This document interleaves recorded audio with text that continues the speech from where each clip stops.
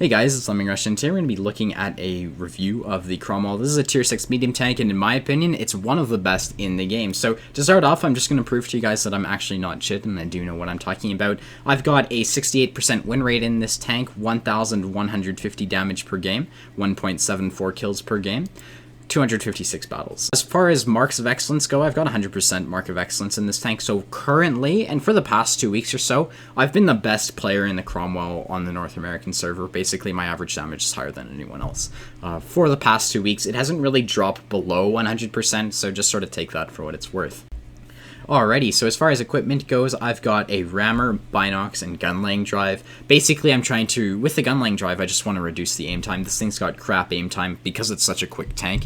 Reducing that is really nice. If you can reduce the amount of time you spend in front of an enemy's gun, that's always a plus. Binocs, because all you have to do is sit still for like 5 seconds and you've got 25% view range increase. Like, that's really, really powerful.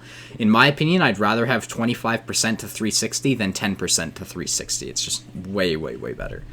As far as ammo goes, I've got 30, 30, and 4 small first aid kits, small repair kit, and food. Once I run out of food, though, I'm going to start running fire extinguisher. The reason I run food is because I went and bought 100 while they're on sale, so what the heck. If they're 50% off, I'm definitely going to run it. That's basically it. As far as the grind goes, for the grind, what I'd suggest you do is I'd suggest you get the tracks first, then the second engine, and then you'd get the gun. The logic behind not getting the third engine is because the boost from the stock engine to the second engine is 200 horsepower. The boost from the second engine to the totally upgraded engine is 50. So it's a lot better for you to use your experience to go towards the gun, which is a lot more important than it is to waste it on 50 more horsepower. So that's what I'd suggest. You need the tracks to mount equipment on this tank and have it fully upgraded. So I'd get the tracks, engine, and then the turret, and then the gun. Don't get the 3.7-inch howitzer. It's terrible, and it sucks against tier 8s. Like, it's really good against tier 4s and stuff. It's sort of viable for strongholds if you really wanted to just derp around, but it's not viable for pubs at all. So I would suggest skipping this gun and going straight to the 75mm Vickers HV. Alrighty, so we are on the map Airfield. It's a standard battle. As you can see, this is sort of a mid-tier game. We've got a lot of tier 7s, but we're sort of mid-tier, so that's really, really nice. To start off on this map, what I like to do is I always like to go up to here. If I'm on the other side of the map, I'll do the same on their side. But when you're going up to here, try not to drive into walls like that. That sort of slows you down. And stopping right there will allow offending mediums to put shots into you. So basically, get up to here as quickly as possible because other mediums will put shots into you. Normally. In this map, their mediums didn't really play very well, though, so I didn't take any hits, which was pretty cool. The KV-13's gone to the middle, so we're just going to put shots into him. I've already put 2 shots into the Cromwell, which is pretty nice. And right now, we're just going to sort of play around this position.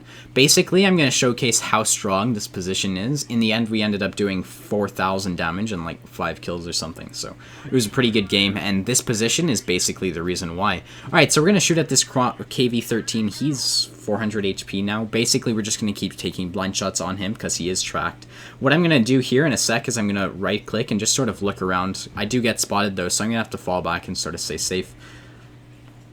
That KV-13's obviously disappeared because the Scorpion is moving up and hasn't spotted him. There's a Chaffee sort of at D6 to my right. And I'm noticing that, and I notice he isn't really a threat. So we're going to put shots into this Tog because we don't have shots on the Chaffee, and we're just going to keep shooting at him. He's a huge tank, so it's very safe to just keep blind firing him.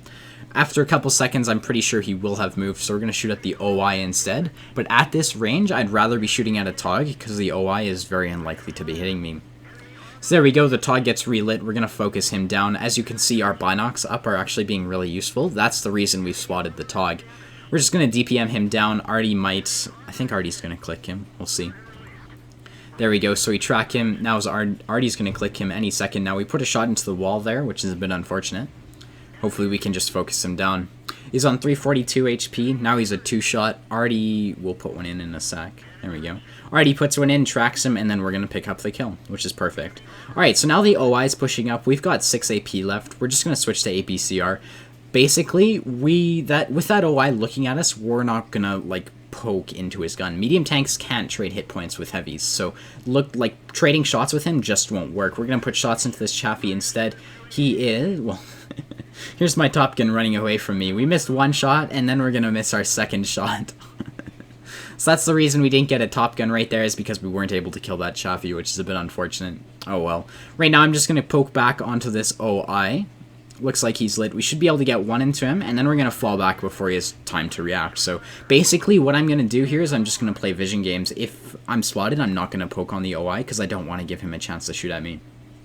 Looks like I'm unspotted there, so I was able to put a second shot into that dude, and basically I could confirm that because he was moving. There's a Cromwell to shoot at instead though, so we're going to put shots into him. Managed to get our second kill there, and we're going to switch back to APCR. So we're going to finish off this OI. He is a 2-shot. Going to put one into him. Fall back, and we do get spotted here, but he isn't stopped. He's moving, so I feel totally safe poking on him because chances are he isn't going to hit me. So that's 3 kills so far. Our team is up by 6.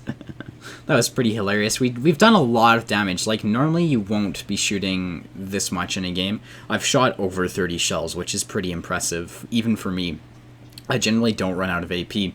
Alright, so there's an M6 over here, and this spot is really, really good. The only thing you have to be careful about is TDs, who are going to camp way back there. But there aren't any. There aren't going to be any because 2 Scorpions, well, 3 Scorpions have been lit. Basically, their whole team has been lit.